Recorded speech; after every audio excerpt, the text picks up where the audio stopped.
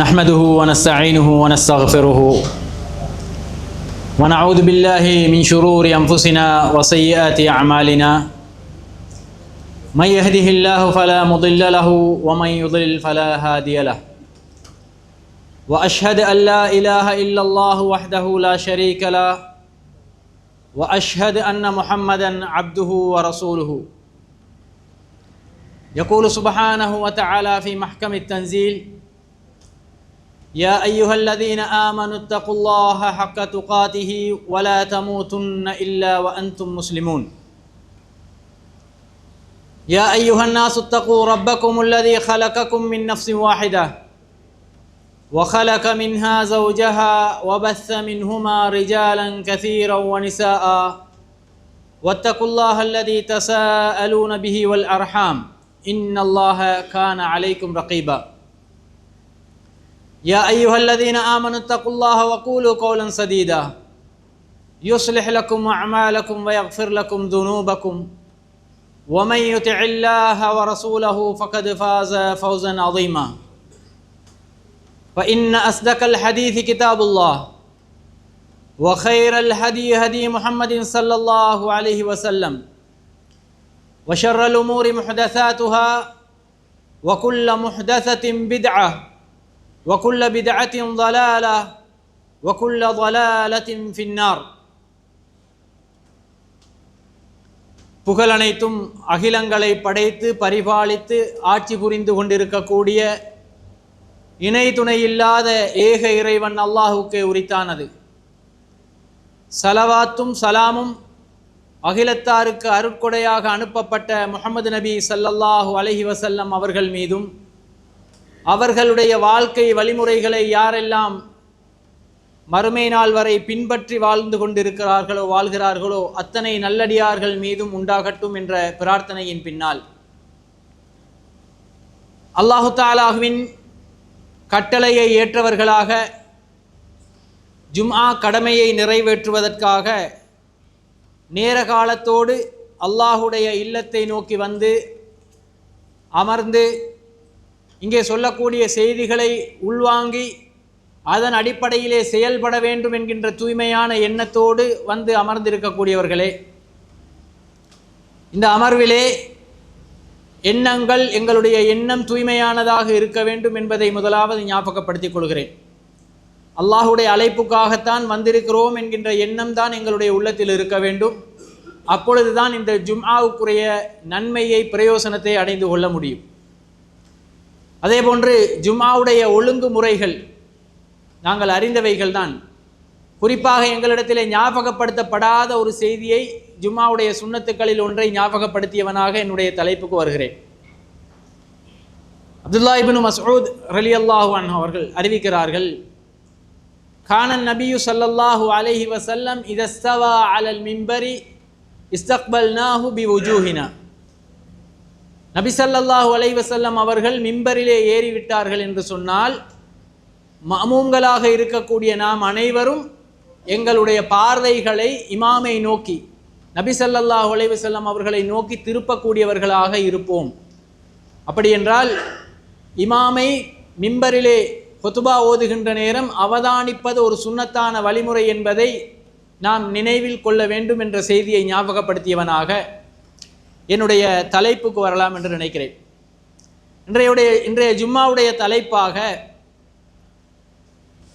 பிற மனிதர்களை கண்ணியப்படுத்துவதிலே நபி ஸல்லல்லாஹு அலைஹி வஸல்லம் அவர்களுடைய முன்மாதிரி எவ்வாறு இருந்தது என்பது சம்பந்தமான சில தகவல்களை உங்களுக்கு எடுத்துச் சொல்லலாம் என்று நினைக்கிறேன்.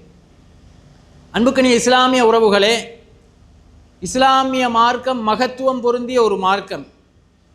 அந்த மார்க்கம் மனிதனை மிகவும் கண்ணியப்படுத்தக்கூடிய மார்க்கமாக இருந்து கொண்டிருக்கின்றது. மனிதன் என்ற வட்டத்திலே முஸ்லிம் காஃபிர் என்கின்ற வித்தியாசம் இல்லாமல் மனிதர்கள் அனைவரையும் கண்ணியப்படுத்தக்கூடிய மார்க்கமாக இருந்து கொண்டிருப்பதோடு அடுத்த மனிதர்கள் அனைவரையும் இனம் மொழி வேற்றுமையின்றி வித்தியாசமின்றி அனைவரையும் கண்ணியப்படுத்த வேண்டும் என்பதையும் இஸ்லாமிய மார்க்கம் ஏவுகின்றது.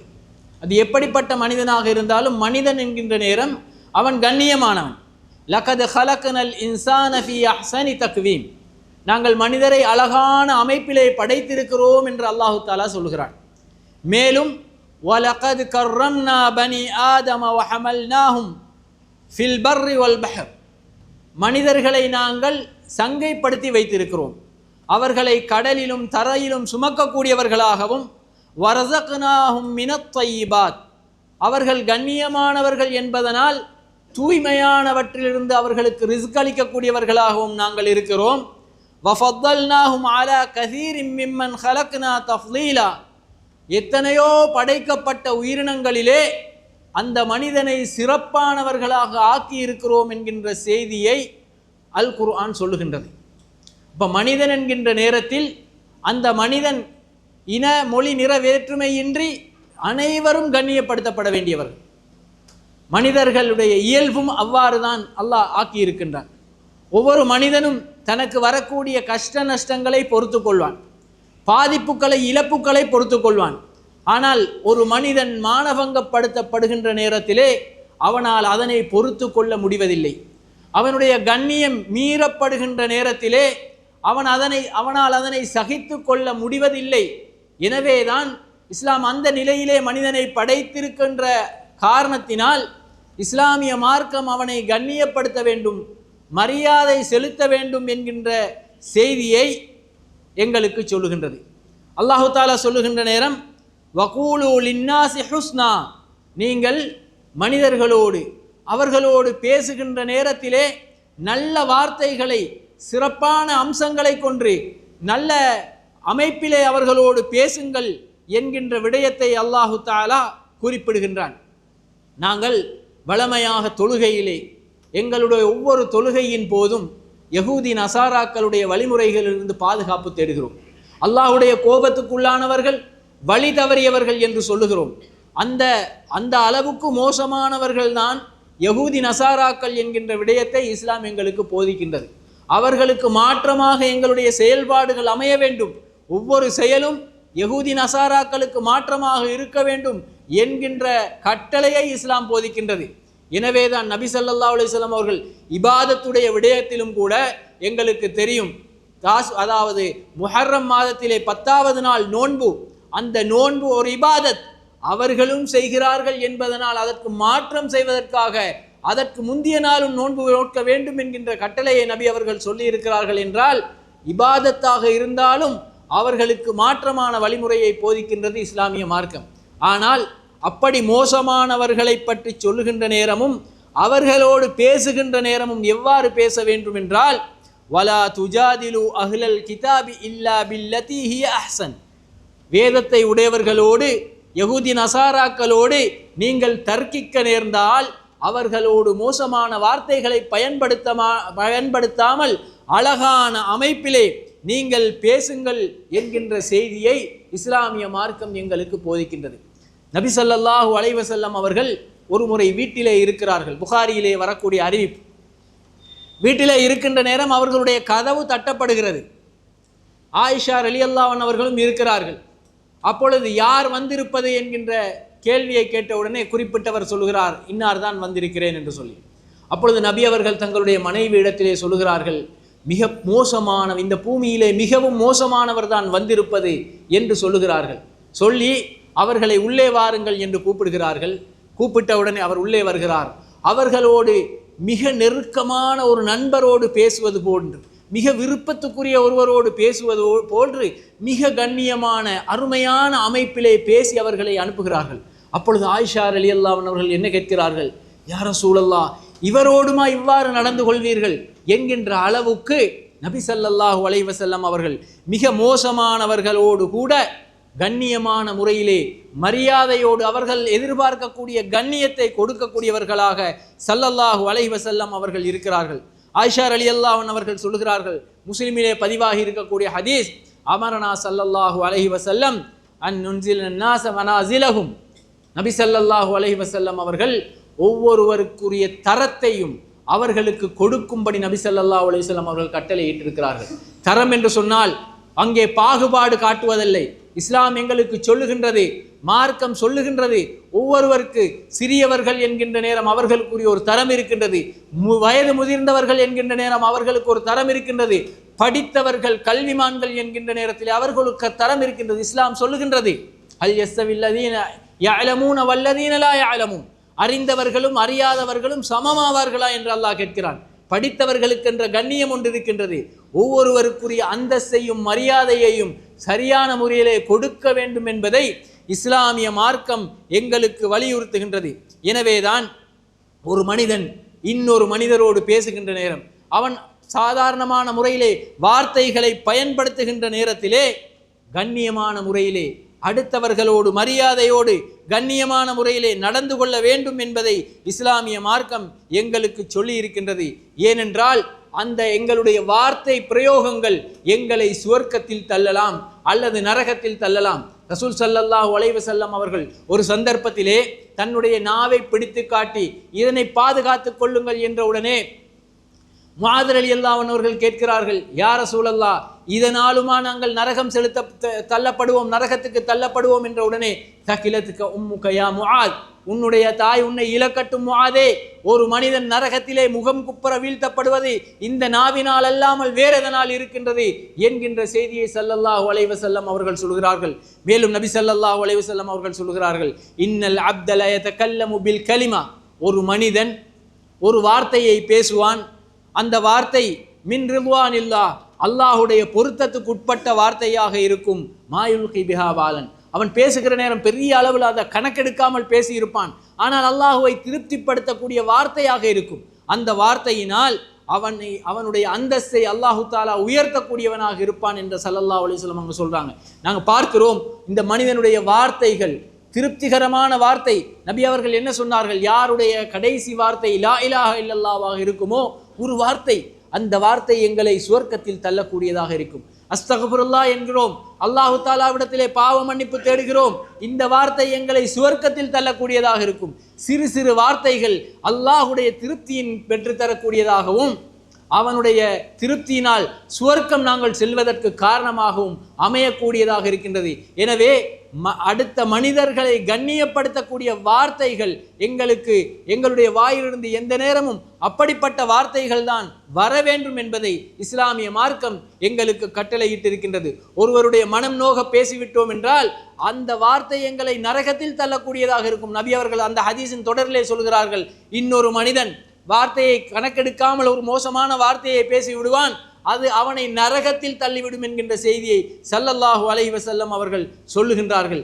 எனவே பொதுவாக மனிதர்கள் அடுத்த மனிதர்களுடைய மனம் நோகாத அமைப்பிலே கண்ணியமான அமைப்பிலே அழகான வார்த்தைகளை பேச வேண்டும், அவர்களுக்குரிய கண்ணியத்தை கொடுக்க வேண்டும். ஒவ்வொரு மனிதனும் அவனுடைய கண்ணியத்தை பாதுகாத்துக் கொள்வதிலே மிகவும் உறுதியான எண்ணத்தோடு இருக்கின்றான். தன்னுடைய மானம் மரியாதை இழந்துவிடக்கூடாது என்பதிலே தெளிவாக இருக்கின்றான்.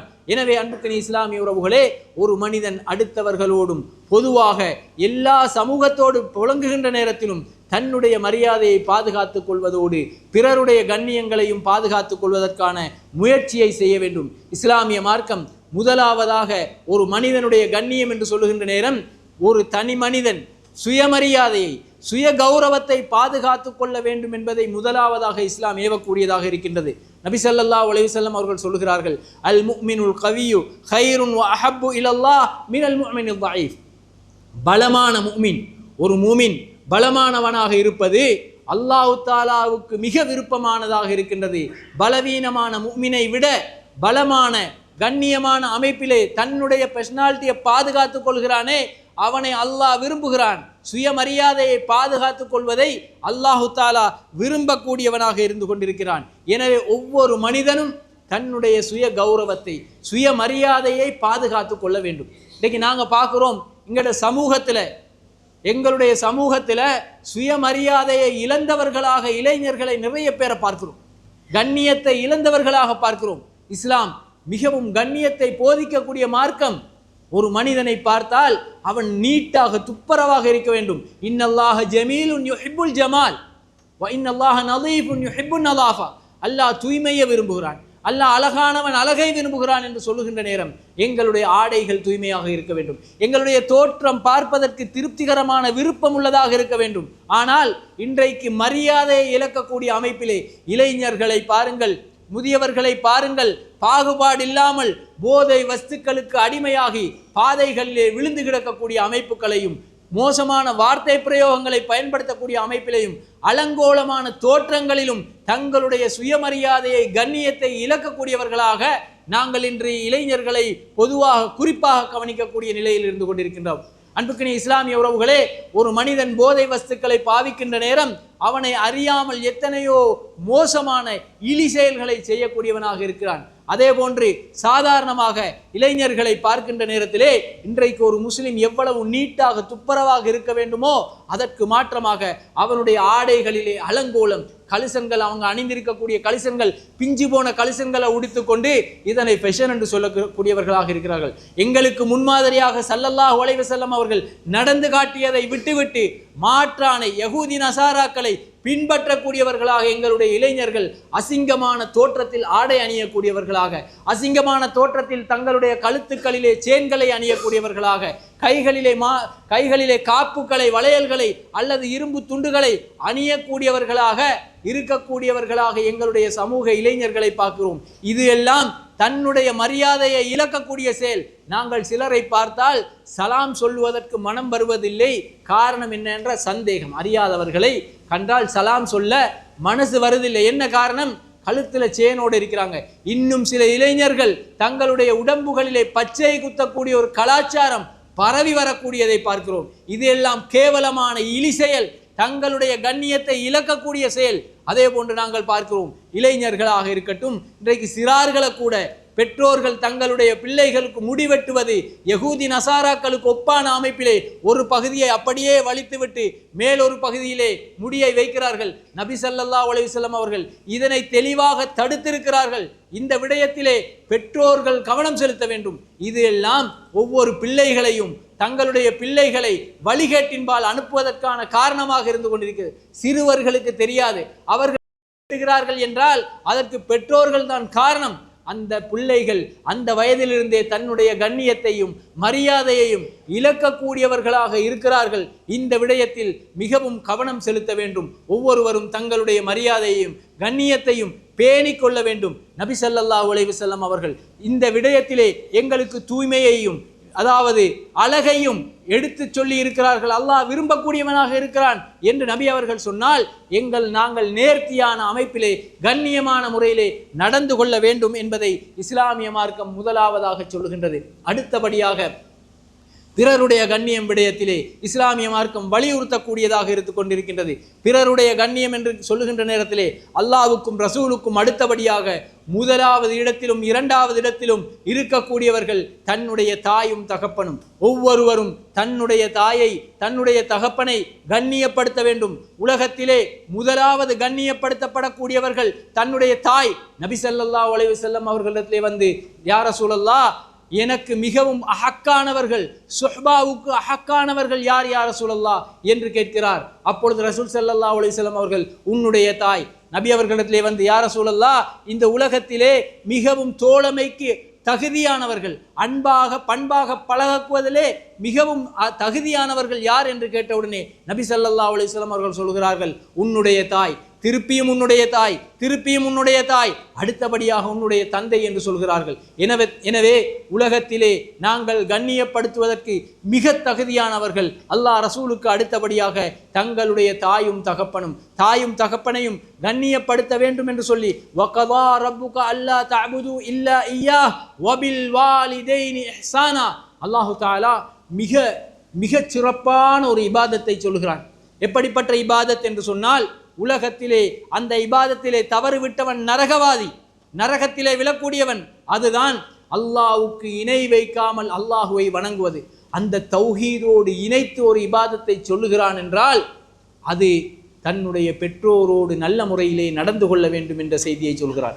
ஏகத்துவத்துக்கு அடுத்தபடியாக அந்த ஏகத்துவத்தோடு இணைத்ததாக அல்லாஹு தாலா சொல்லக்கூடிய மிக முக்கியமான இபாதத், தன்னுடைய தாய் தகப்பனை கண்ணியமான முறையிலே அவர்களோடு சிறப்பான முறையிலே அவர்களுடைய மனம் நோகின்ற அமைப்பிலே நடந்து கொள்ளக்கூடாது. வலா தகுல்லஹுமா உஃப், அவர்களை சி என்ற வார்த்தையை கொண்டு கூட பயன்படுத்த வேண்டாம் என்று சொல்லி நாங்கள் சர்வசாதாரணமாக சி என்று சொல்லக்கூடிய அந்த வார்த்தை அதனை கூட பயன்படுத்த வேண்டாம் என்று சொல்லி அவர்களோடு கருணையாக அவர்களுக்கு பணிந்து நடந்து கொள்ளும்படி இஸ்லாமிய மார்க்கம் எங்களுக்கு கட்டளையிட்டு இருக்கின்றது. அதே போன்று நபி ஸல்லல்லாஹு அலைஹி வஸல்லம் அவர்கள் சொல்லுகின்ற நேரம் ரிதல் ரப்பு ஃபீ ரிதல் வாலிதைன், அல்லாஹு தாலா எங்களை திருப்தி கொள்ளாமல் எங்களால் சுவர்க்கம் செல்ல முடியாது. அல்லாஹுடைய திருப்தியை நாங்கள் அடைய வேண்டும் என்றால் தாய் தகப்பனுடைய திருப்தி இருந்தால்தான் அல்லாஹுடைய திருப்தியை நாங்கள் அடைந்து கொள்ள முடியும் என்கின்ற செய்தியை நபி ஸல்லல்லாஹு அலைஹி வஸல்லம் அவர்கள் எங்களுக்கு சொல்லி இருக்கிறார்கள். எனவே தாய் தகப்பன் பொதுவாக எந்த நேரத்திலும் கண்ணியப்படுத்தப்பட வேண்டும் என்பதை இஸ்லாம் எங்களுக்கு சொல்லி இருக்கின்றது. நபி ஸல்லல்லாஹு அலைஹி வஸல்லம் அவர்கள் பொதுவாக பொதுவாக எல்லோரோடும் நல்ல முறையிலே நடக்கக்கூடியவர்களாகவும் எல்லாரையும் கண்ணியப்படுத்தக்கூடியவர்களாகவும் இருந்திருக்கிறார்கள். ரசூல் ஸல்லல்லாஹு அலைஹி வஸல்லம் அவர்கள் ரோமபுரி அரசனுக்கு கடிதம் எழுதுகிறார்கள். ஹிர்கல் மன்னனுக்கு கடிதம் எழுதுகின்ற நேரத்தில் சிந்தித்து பாருங்கள், ஒரு காஃபிர், ஒரு முஷ்ரிக், இணை வைத்து வணங்கக்கூடியவன், அவனுக்கு கடிதம் எழுதுகிற நேரத்திலே மின் முஹம்மது ரசூலுல்லாஹ் இலா ஹிர்கல் அதீமிர் ரூம், எப்படி கடிதம் எழுதுகிறார்கள் என்றால் அல்லாஹ்வுடைய தூதர் முஹம்மதிடத்திலிருந்து அதீம் மகத்துவம் பொருந்திய கண்ணியம் பொருந்திய அரசன் ரோமபுரி அரசனுக்கு நான் எழுதி கொள்வது என்று சொல்லி அந்த முஷ்ரிக்கை, அந்த காஃபிரை, அவருக்குரிய அந்தஸ்து, அவர் இருக்கக்கூடிய அந்தஸ்து, அந்த கண்ணியத்தை கொடுத்து கடிதம் எழுதினார்கள் என்பதை நாங்கள் வரலாறிலே பார்க்கிறோம். அதே போன்று ஸல்லல்லாஹு அலைஹி வஸல்லம் அவர்கள் மக்கா வெற்றியின் போது நபி ஸல்லல்லாஹு அலைஹி வஸல்லம் அவர்கள் என்ன செய்கிறார்கள் என்று சொன்னால், மக்காவுக்குள் நுழைந்தவுடனே எங்களுக்கு தெரியும் ஸல்லல்லாஹு அலைஹி வஸல்லம் அவர்களுடைய தோழர்கள் எந்த அளவுக்கு கொடுமை செய்யப்பட்டு மக்காவை விட்டு திரட்டப்பட்டார்கள் என்று. வந்து நபி அவர்கள் மக்காவை ஆக்கிரமிக்கிறார்கள், இரத்தம் சிந்தாத புரட்சியாக ஆக்கிரமிக்கிறார்கள். எல்லோரும் அடிமைகளான நிலையிலே, மக்காவில் இருந்தவர்கள் அனைவரும் அடிமைகளான நிலை. பழி வாங்குவதென்றால் நபி ஸல்லல்லாஹு அலைஹி வஸல்லம் அவர்கள் அனைவரையும் கழுத்தை அறுத்து போட்டிருக்க முடியும், கொன்று போட்டிருக்க முடியும். ஆனால் நபி ஸல்லல்லாஹு அலைஹி வஸல்லம் அவர்கள் என்ன சொல்கிறார்கள், குறிப்பிட்ட சில இடங்களை குறிப்பிட்டு, இந்த இடங்களில் ஒதுங்கக்கூடியவர்கள், காபாவிலே ஒதுங்கக்கூடியவர்கள், அவர்களுக்கெல்லாம் மன்னிப்பு என்று சொல்லி சொன்னவர்கள் நபி ஸல்லல்லாஹு அலைஹி வஸல்லம் அவர்கள். நபி அவர்கள் மக்காவிலிருந்து மதீனாவுக்கு செல்வதற்கு, மதீனாவிலே நிம்மதியாக வாழ முடியாமல் யுத்தங்களுக்கு காரணமாக அமைந்தவர் தான் அபூ சுஃபியான் என்று சொல்லக்கூடியவர்கள். இந்த அபூ சுஃபியான் அவர்களை பற்றி சொல்லுகின்ற நேரம் இஸ்லாத்துக்கு முற்பட்ட வரலாறு மிக மோசமானதாக, இஸ்லாத்துக்கு எதிரானதாக இருந்திருக்கின்றது. ஆனால் நபி ஸல்லல்லாஹு அலைஹி வஸல்லம் அவர்கள் அபூ சுஃபியான் கண்ணியத்தை எதிர்பார்க்கக்கூடியவர், மரியாதையை எதிர்பார்க்கக்கூடியவர்கள் என்பதை அறிந்ததனால் நபி அவர்கள் என்ன சொல்லுகிறார்கள் என்றால், அவர்களை வெட்டி கொண்டிருக்க வேண்டும். அவர்களை மன்னித்ததோடு மாத்திரமல்லாமல் அவரை எப்படி கண்ணியப்படுத்துகிறார் என்றால், யாரெல்லாம் அபூ சுஃபியானுடைய வீட்டு நிழலிலே போய் ஒதுங்குகிறீர்களோ அவர்களுக்கும் மன்னிப்பு இருக்கின்றது என்று சொல்லி கண்ணியப்படுத்தினார்கள். அந்த கண்ணியம் அவர்களை இஸ்லாத்தின் பால் கவர்ந்திழுத்து இன்றைக்கு அபூ சுஃபியான் ரலியல்லாஹு அன்ஹு, அல்லாஹ் அவர்களை பொருந்தி கொண்டான் என்று சொல்லக்கூடிய அளவுக்கு நபி ஸல்லல்லாஹு அலைஹி வஸல்லம் அவர்கள் அடுத்தவர்களோடு நடந்து கொண்ட கண்ணியம் அவர்களை உயர்த்தி இருக்கின்றது என்பதை நாங்கள் பார்க்கிறோம். அதே போன்று நபி ஸல்லல்லாஹு அலைஹி வஸல்லம் அவர்கள் மக்கா வெற்றியின் போது மக்காவிலே உள்ளவர்கள் கொண்டு வரப்படுகிறார்கள். ஒவ்வொருவராக வந்து ஷஹாதா சொல்லக்கூடிய ஒரு நிலைமை, இஸ்லாத்தை தழுவக்கூடிய நிலையிலே அபூபக்கர் சித்திக் ரலியல்லாஹு அன்ஹு அவர்கள், தங்களுடைய தந்தை மிக வயது முதிர்ந்தவர், நடக்க முடியாத ஒரு நிலை, அவரை சுமந்து கொண்டு வருகிறார்கள்.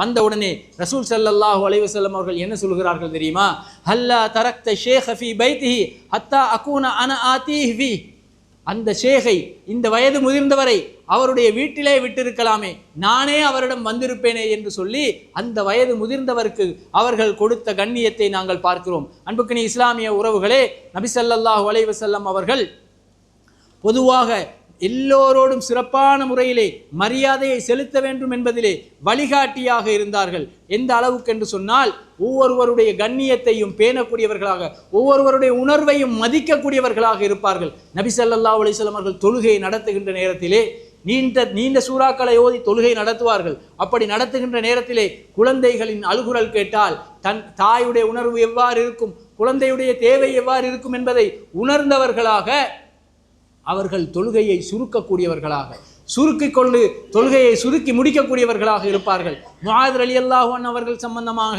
ஒரு முறைப்பாடு வருகின்றது. அவர் நீண்ட சூறாக்களை ஓதி தொழுகை நடாத்துகிறார் என்று சொல்லி, அப்பொழுது நபி ஸல்லல்லாஹு அலைஹி வஸல்லம் அவர்கள் கேட்கிறார்கள், அஃபத்தானுன் அன்த யா முஆத், நீ குழப்பம் விளைக்கக்கூடியவராக இருக்கிறீர்களா? அடுத்தவர்களுடைய கஷ்டங்களை உணர்ந்து கொள்ள வேண்டும் என்று அடுத்தவர்களுடைய உணர்வுகளையும் மரியாதையும் அவர்கள் பேணி நடக்கக்கூடியவர்களாக நபி ஸல்லல்லாஹு அலைஹி வஸல்லம் அவர்கள் இருந்திருக்கிறார்கள். நபி ஸல்லல்லாஹு அலைஹி வஸல்லம் அவர்கள் சொல்லுகின்ற நேரத்திலே லைஸ மின்னா மல்லம் யர்ஹம் ஸகீரனா, நபி அவர்கள் சொல்லுகிறார்கள், யார் சிறியவர்கள் மீது இரக்கம் காட்டவில்லையோ, பெரியவர்கள் மீது மரியாதை செலுத்தவில்லையோ அவர்கள் எல்லாம் எங்களை சார்ந்தவர்கள் அல்ல என்று சொல்லி நபி ஸல்லல்லாஹு அலைஹி வஸல்லம் அவர்கள் குறிப்பிடுகிறார்கள். ஒரு சந்தர்ப்பத்திலே நபி ஸல்லல்லாஹு அலைஹி வஸல்லம் அவர்கள் மஜ்லிஸிலே இருக்கிறார்கள்.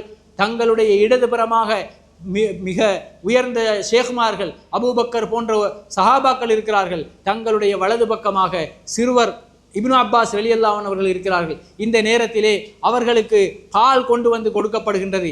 இந்த பாலை பங்கிடுவதிலே ஒரு பொருளை பங்கிட்டு பகிர்வது என்று சொன்னால் வலது புறத்திலிருந்து தான் ஆரம்பிக்க வேண்டும். அப்பொழுது வலது புறத்தை பார்த்தால் ஒரு சிறுவன், இடதுபுறத்திலே முக்கியமானவர்கள், உயர்ந்த சஹாபாக்கள், வயது முதிர்ந்தவர்கள்.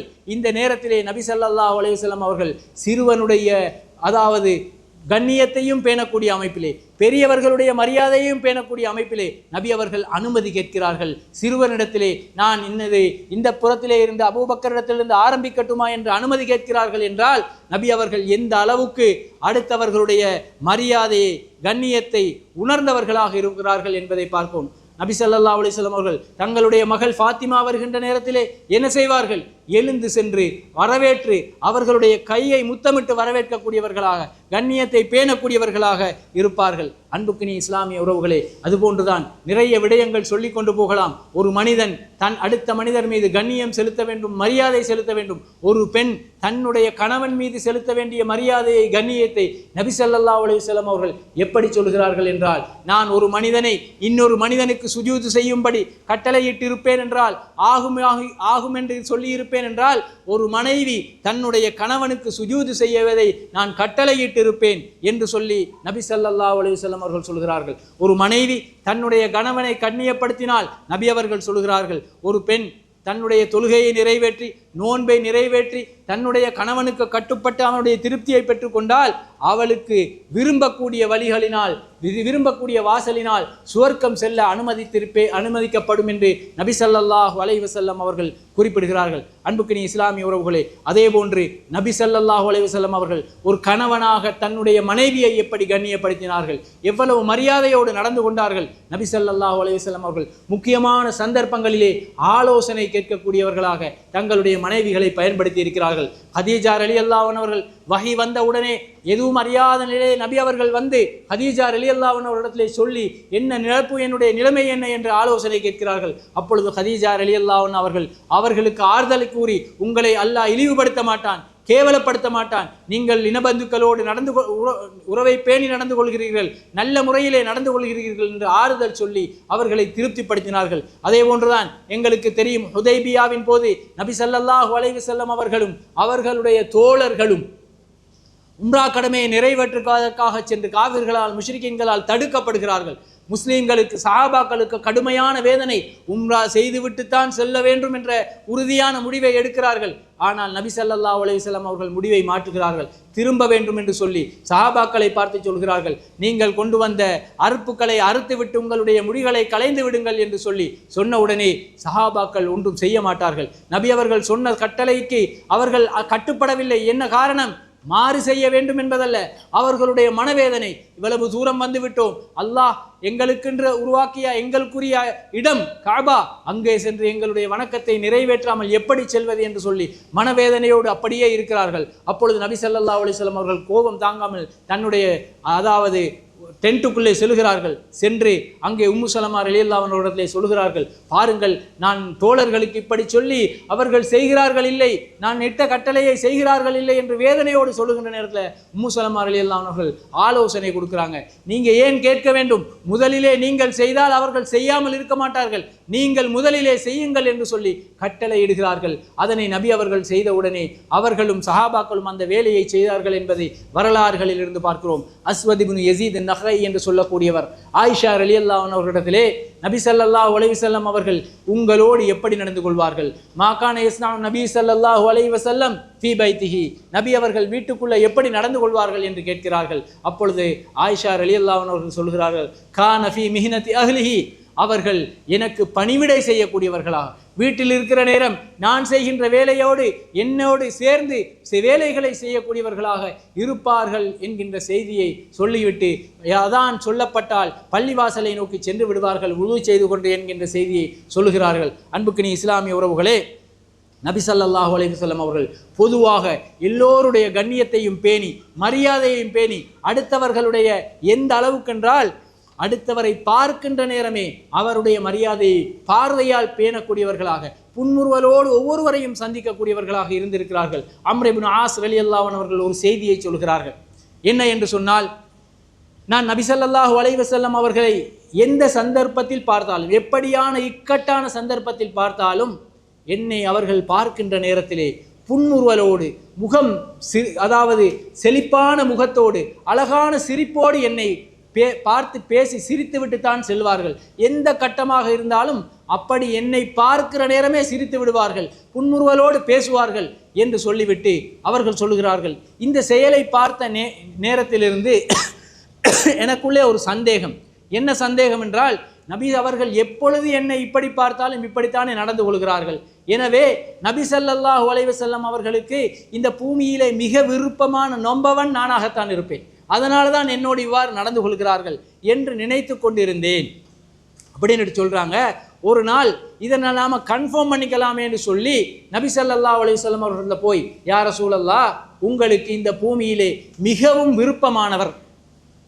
விருப்பமானவர் நானா அபூபக்கரா என்று கேட்டேன். அப்பொழுது ரசூல் ஸல்லல்லாஹு அலைஹி வஸல்லம் அவர்கள் சொன்னார்கள், பல் அபூபக்கர் தான் எனக்கு விருப்பமானவர் என்று சொன்னார். அப்பொழுது நான் திரும்பி விட்டேன். திரும்பி எனக்கு மனசுல இடம் கொடுக்கல. திரும்பி போய் நபி அவர்களுடைய அந்த பண்பாடு எனக்கு இடம் கொடுக்கல, 2வது இடம் நமக்கு இருக்கலாமே என்று சொல்லி திரும்பி போய் ரசூலுல்லாஹ் இடத்துல, யா ரசூலல்லாஹ், உங்களுக்கு இந்த பூமியிலே அபூபக்கருக்கு அடுத்தபடியாக மிக விருப்பத்துக்குரியவர் நானா உமரா என்று கேட்டேன். அப்பொழுது ரசூல் ஸல்லல்லாஹு அலைஹி வஸல்லம் அவர்கள் சொன்னார்கள், பல் உமர் தான் விருப்பத்துக்குரியவர் என்று சொல்லி மீண்டும் திரும்பினேன். மீண்டும் மனம் இடம் கொடுக்கவில்லை. மீண்டும் போய் கேட்டேன், யா ரசூலல்லாஹ், உங்களுக்கு அபூபக்கர் உமருக்கு பின்னால் 3வது இடமாக விருப்பமானது நானா உஸ்மானா என்று கேட்டேன். அவர் சொன்னார், பல் உஸ்மான் தான் என்று சொன்னார். அப்பொழுது என்னுடைய மனதிலே நான் நினைத்து கொண்டேன், இந்த கேள்வியை கேட்காமலே நான் இவ்வளவு என்னுடைய காலத்தை கழித்திருக்கலாமே என்று சொல்லி நினைத்து கொண்டேன் என்று சொல்லுகின்ற அளவுக்கு நபி ஸல்லல்லாஹு அலைஹி வஸல்லம் அவர்கள் மிக விருப்பமானவர் மிக வெறுப்பானவர் என்று இல்லாமல் அனைவரோடும் நல்ல முறையிலே கண்ணியமான முறையிலே நடந்து கொண்டிருக்கிறார்கள். அடுத்தவர்களுடைய கண்ணியத்தை மரியாதையை பேணி நடந்திருக்கிறார்கள். எனவே இஸ்லாம் போதிக்கக்கூடிய அமைப்பிலே நாம் அடுத்தவர்களுடைய கண்ணியத்தை பேணக்கூடிய அமைப்பிலே, நாம் எங்களுடைய சுயமரியாதையை பேணக்கூடிய அமைப்பிலே, சிறப்பான முறையிலே இஸ்லாம் போதிக்கக்கூடிய அமைப்பிலே வாழ்ந்து மரணிக்கக்கூடிய பாக்கியத்தை அல்லாஹு தஆலா நம் அனைவருக்கும் தந்தருள் புரிவானாக. அல்ஹம்துலில்லாஹ் வஸ்ஸலாத்து வஸ்ஸலாம் அலா ரசூலில்லாஹ் முஹம்மது இப்னு அப்துல்லாஹி வ பஅத். கண்ணியத்துக்கும் மரியாதைக்கும் உரிய இஸ்லாமிய உறவுகளே, நபி ஸல்லல்லாஹு அலைஹி வஸல்லம் அவர்கள் ஒரு செய்தியை சொல்கிறார்கள், லா யுமினு அஹதுக்கும் ஹத்தா யுஹிப்ப லி அஹீஹி மா யுஹிப்பு லி நஃப்ஸிஹி. அதாவது, ஒரு மனிதன் தனக்கு எதையெல்லாம் விரும்புவானோ அதனை அடுத்த சகோதரனுக்கும் விரும்பாதவரை உண்மையான முஃமினாக ஆக முடியாது. அல் முஸ்லிமு அஹுல் முஸ்லிம், ஒரு முஸ்லிம் இன்னொரு முஸ்லிமுடைய சகோதரன். தன்னுடைய சகோதரனுக்கு ஏற்படுகின்ற துன்பம் தனக்கு ஏற்பட்ட துன்பமாக இருக்க வேண்டும். நபி ஸல்லல்லாஹு அலைஹி வஸல்லம் அவர்கள் ஒவ்வொரு மூமினையும் ஒரு உடம்புக்கு ஒப்பிடுகிறார்கள். தன்னுடைய காலிலே ஒரு முள்ளு குத்தி விட்டால் எப்படி வேகமாக ஏனைய உறுப்புகள் இயங்குகின்றதோ அதுபோன்று ஒரு மூமினுக்கு துன்பம் என்றால் அடுத்த மூமின்கள் இயங்க வேண்டும். என்னுடைய காலில் முள் குத்தியது என்பதற்காக காலில் தானே குத்தியது என்று சொல்லி கை சும்மா இருந்து விடப் போவதில்லை, சிந்தனை சும்மா இருந்து விடப் போவதில்லை, கண்கள் சும்மா இருந்து விடப் போவதில்லை. கண்கள் கண்ணீரை வடிக்கின்றது, வாய் சத்தத்தை போடுகிறது, ஆ என்ற சத்தத்தை கொடுக்கின்றது, கைகள் உடம்பு உடனடியாக குனிந்து கொள்கிறது, கைகள் உடனடியாக அந்த முள்ளை நோக்கி வேகமாக சென்று விடுகின்றது. சென்று அந்த முள்ளை நீக்குவதற்கான முயற்சிகளிலே முழு உடம்பும் இயங்குகின்றதே. அதுபோன்றுதான் ஒரு முஸ்லிம் இன்னொரு முஸ்லிமுக்கு ஏற்படுகின்ற துன்பத்தை நீக்குவதிலே முன்மாதிரியாக இருக்க வேண்டும். ஒரு முஸ்லிம் நான் சேஃப்டியாக பாதுகாப்போடு இருக்க வேண்டும் என்று தான் விரும்புவான். தனக்கு பிரச்சனைகள் வந்துவிடக்கூடாது என்பதில் தான் கரிசனையோடு இருப்பான். அதே போன்று அந்த கரிசனை என்னுடைய சகோதரனுக்கும் இந்த பிரச்சனை வந்துவிடக்கூடாது, என்னுடைய சகோதரனும் இந்த சிக்கலில் விழுந்துவிடக்கூடாது என்பதில் கவனமாக இருக்க வேண்டும் என்பதை இஸ்லாம் போதிக்கின்றது. இந்த வகையிலே எங்களுக்கு தெரியும், இன்றைக்கு பொதுவாக குறிப்பாக இலங்கையிலே உலகளாவிய ரீதியில் அனர்த்தங்கள் ஏற்படக்கூடிய சூழலை கொண்ட காலமாக இருக்கின்றது. குறிப்பாக இலங்கையிலே வருடந்தோறும் இந்த காலத்திலே நிறைய பிரச்சனைகளை நிறைய அனர்த்தங்களுக்கு ஆளாக்கப்படுவதை பார்க்கிறோம். சில நேரங்களில் அப்படிப்பட்ட பிரச்சனைகளுக்கு நாங்கள் ஆளாகி இருக்கிறோம், எங்களை சார்ந்த குடும்பத்தை சார்ந்தவர்கள் ஆளாகி இருக்கிறார்கள், எங்களுடைய அண்டை வீட்டார்களாக இருக்கலாம், பக்கத்து ஊர்வாசிகளாக இருக்கலாம். இந்த அனர்த்தங்களுக்கு ஆளாக்கப்படுவதை பார்க்கிறோம். 100க்கும் மேற்பட்டவர்கள் கணக்கில் எடுக்கப்படவில்லை, கணக்கு ஒரு 55, 60 என்று சொல்கிறது. இந்த அனர்த்தத்தினால் இதுவரைக்கும் இறந்தவர்கள் உறுதிப்படுத்தப்பட்டது. அநேகமானவர்கள் தங்களுடைய சொத்துக்களை, வீடுகளை, இருப்பிடங்களை எல்லாம் இழந்திருக்கிறார்கள். வசதி இல்லை என்பது இரண்டாவது பிரச்சனை. இந்த நேரத்தில் வசதி உள்ளவர்களும் கூட அடுத்தவர்களிடத்தில் கையேந்தக்கூடிய ஒரு நிலைமையை ஏற்பட்டிருப்பதை அவதானிக்கணும். அல்லாஹு தாலா விரும்பக்கூடிய நேரத்தில் விரும்பக்கூடிய மாதிரி காலநிலைகளை மாற்றக்கூடியவனாக இருக்கிறான். இப்படிப்பட்ட மோசமான இந்த சூழ்நிலையிலே எங்களை சார்ந்தவர்கள் நிறைய பேர் பாதிக்கப்பட்டிருக்கிறார்கள். அல்லாஹ் எங்களை பாதுகாத்திருக்கிறான்.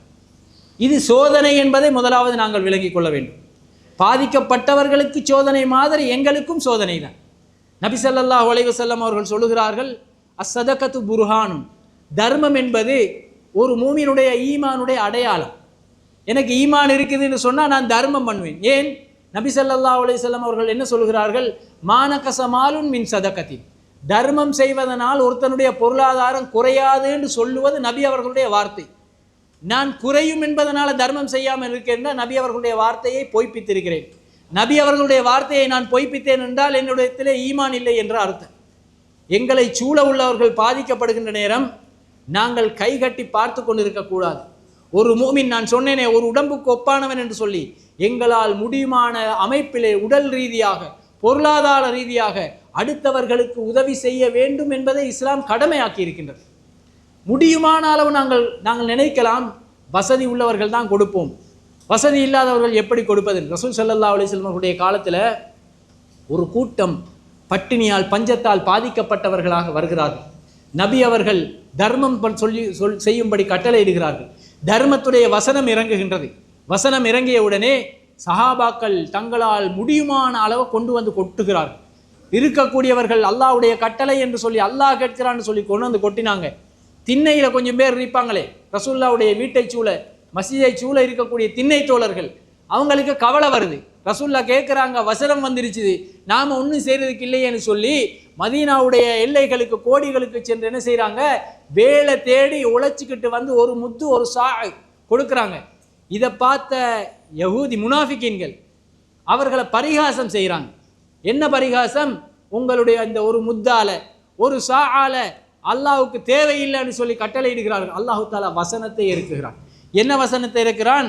அல்லதீன யல்மிஸூனல் முத்தவ்விஈன மினல் முஃமினீன ஃபிஸ் ஸதகாத், தர்மம் செய்கின்ற நேரத்திலே தானாக மனமுவந்து தர்மம் செய்கிறார்களே அவர்கள் எப்படிப்பட்டவர்கள்? வல்லதீன லா யஜிதூன இல்லா ஜுஹதஹும், அவங்களுக்கு முடியுமானது அவ்வளவுதான், அதை செய்கிறார்களே அப்படிப்பட்டவர்களை கேவலப்படுத்தக்கூடியவர்களை அல்லாஹ் கேவலப்படுத்துவான், இழிவுபடுத்துவான் என்று சொல்லி அவர்களுடைய தர்மத்தை பொருந்தி கொண்டதாக அல்லாஹு தாலா வசனத்தை இறக்கிறான். யார் இது? தனக்கு தின்றதுக்கு இல்லாமல் திண்ணையில் குந்தி கொண்டு நபி அவர்களுக்கு ஏதாவது தர்மம் வருமா, அதன் மூலம் நாங்கள் எங்களுடைய வயிற்றை நிரப்பிக் கொள்ளலாம் என்று எதிர்பார்த்திருந்தவர்கள் இப்படி தர்மம் செய்வதிலே முன்னாக நின்றார்கள் என்றால், எங்களோடு வாழக்கூடிய சகோதரர்கள் எத்தனையோ பேர், நாங்கள் நிறைய பேர் நிம்மதியாக தூங்கி இருப்போம், தூங்காமல் வீட்டு கூரைகளுக்கு மேலே ஏறிக்கொண்டு இரவை கழித்தவர்கள் இருக்கிறார்கள்.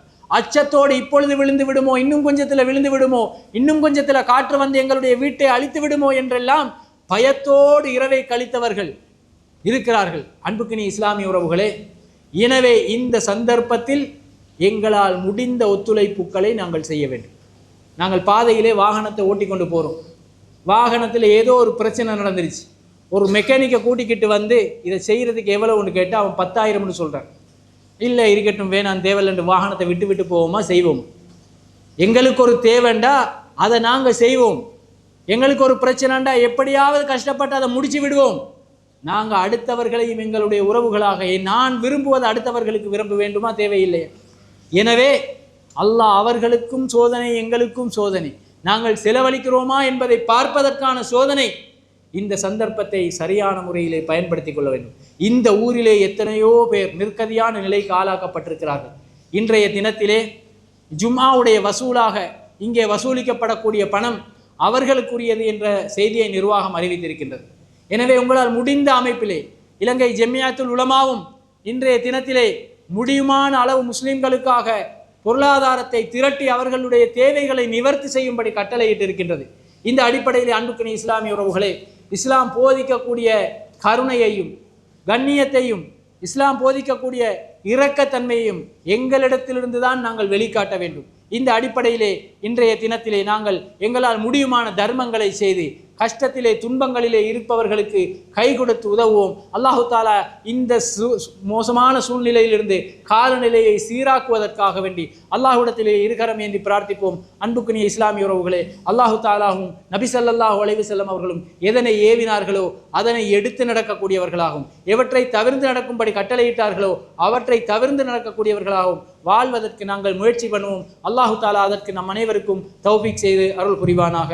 வ ஆகிர் தஅவானா அனில் ஹம்துலில்லாஹி ரப்பில் ஆலமீன்.